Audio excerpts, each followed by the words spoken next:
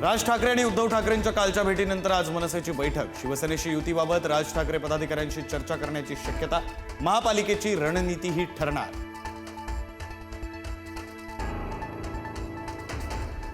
ठाकरे वगळून काँग्रेस इतरांना सोबत घेऊन लढणार. बंधूंच्या युतीच्या चर्चांमुळे महाविकास आघाडीत पेच.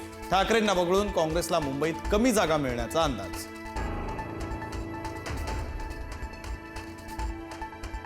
जरांगेंना दिलेल्या GR वर अंमलबजावणी करण्यास सुरुवात.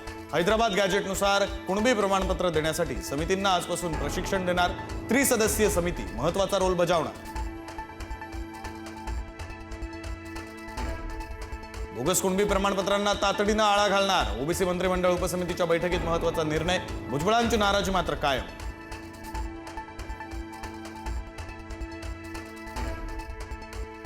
बारामतीत ओबीसी एल्गार मोर्चा काढल्याप्रकरणी ओबीसी नेते लक्ष्मण हाके यांच्यासह 14 जणांवर गुन्हे दाखल. मोर्चाला परवानगी नाकारली असताना मोर्चा काढल्याप्रकरणी बारामती शहर पोलिसांची कारवाई.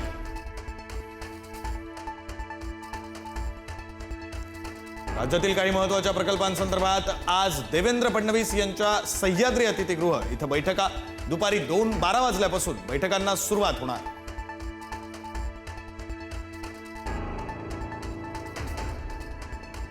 बहुचर्चित फोन टॅपिंग प्रकरणी पोलीस महासंचालक रश्मी शुक्लांविरोधातील मानहानीचा दावा रद्द. काँग्रेस नेते नाना पटोलेंनी दाखल केलेला मानहानीचा दावा न्यायालयानं ठरवला अवैध.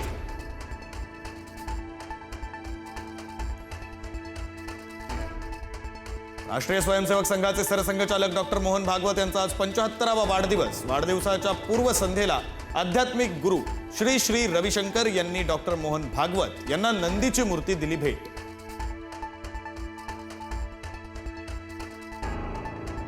संघाच्या 100 वर्षांच्या प्रवासातील मोहन भागवत यांचा कार्यकाळ सर्वात परिवर्तनकारी कालखंड. सरसंघचालक मोहन भागवत यांच्या 75व्या वाढदिवसानिमित्त शुभेच्छा देताना पंतप्रधान नरेंद्र मोदी यांच्याकडून गौरवोद्गार. ठाकरेंच्या शिवसेनेची महिला आघाडी रविवारी सिंदूर रक्षा आंदोलन करणार. खासदार संजय राऊतांची घोषणा. भाजपनं आता विरोध करण्यासाठी तोंड उघडावं. राऊतांचा भाजपवर हल्लाबोल.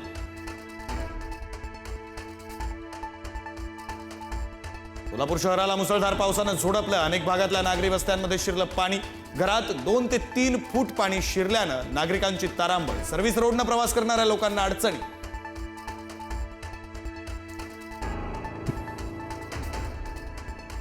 नेपाळमध्ये लष्कर रस्त्यावर. राजधानी काठमांडूमध्ये संचारबंदी. कर्फ्यू लागू झाल्यानं शहरात तणावपूर्ण शांतता परतण्यास सुरुवात.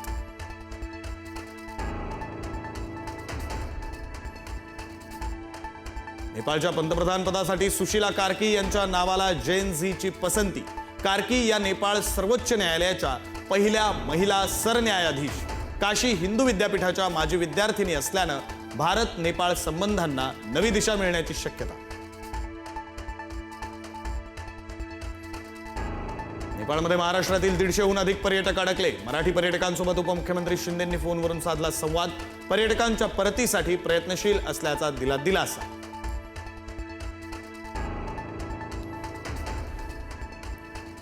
नेपाळनंतर फ्रान्समध्येही जोरदार निदर्शनं. माजी पंतप्रधान फ्रान्सवा बायरो यांच्या निर्णयाविरोधात आंदोलनं. परिस्थिती नियंत्रणात आणण्यासाठी 80,000 पोलीस तैनात. एकट्या पॅरिसमध्ये 200हून अधिक लोकांना अटक.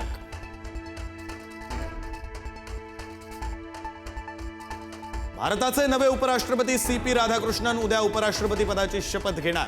शपथविधीसाठी मुख्यमंत्री आणि दोन्ही उपमुख्यमंत्री दिल्लीत जाण्याची शक्यता. प्रभादेवीचा पूल बंद करण्यासाठी लावलेल्या बोर्डला स्थानिकांनी फासलं काळं. स्थानिकांची योग्य व्यवस्था झाल्याशिवाय पूल बंद करण्यास विरोध. स्थानिक भूमिकेवर ठाम.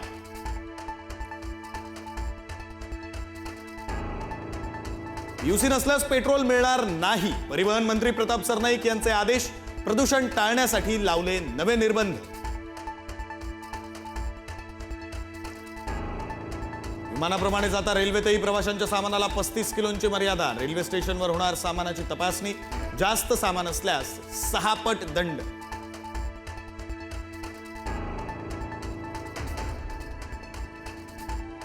आशिया कपमध्ये भारताची विजयी सलामी. UAEवर 9 गडी राखून विजय. अवघ्या 4.3 षटकात सामना जिंकत दमदार सुरुवात. मुंबईमध्ये आठवडा अखेरीस मुसळधार पाऊस. मुंबईसह उपनगरात शनिवारी आणि रविवारी पावसाचा येलो अलर्ट. वादळी वाऱ्यासह पावसाच्या सरी बरसणार.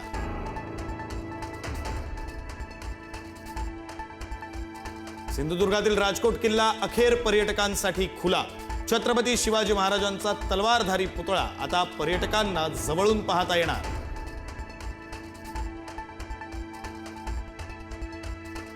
पितृपक्षातही सोनं महागलं. 10 ग्रॅमसाठी घडणावळ आणि जीएसटी सह 1,26,802 रुपये मोजावे लागणार.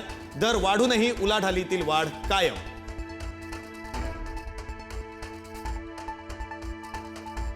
दिल्ली पोलिसांकडून पाकिस्तानशी संबंधित दहशतवादी मॉड्यूलचा पर्दाफाश.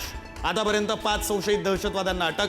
पिस्तूल, रसायनं, स्फोटकं बनवण्याचं साहित्य, लॅपटॉप, मोबाईल आणि रोख रक्कम जप्त.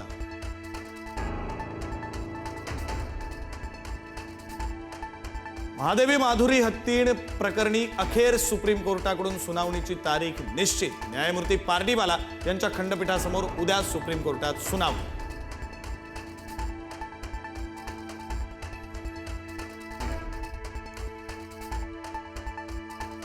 बीडच्या भट सावंगीत बाप लेकीच्या संशयास्पद मृत्यूमुळे खळबळ. पत्नीसोबतच्या वादानंतर पती 3 वर्षांच्या मुलीला घेऊन घर सोडून निघून गेला. वडिलांचा आणि मुलीचा गळफास घेतलेल्या अवस्थेत आढळलेला मृतदेह.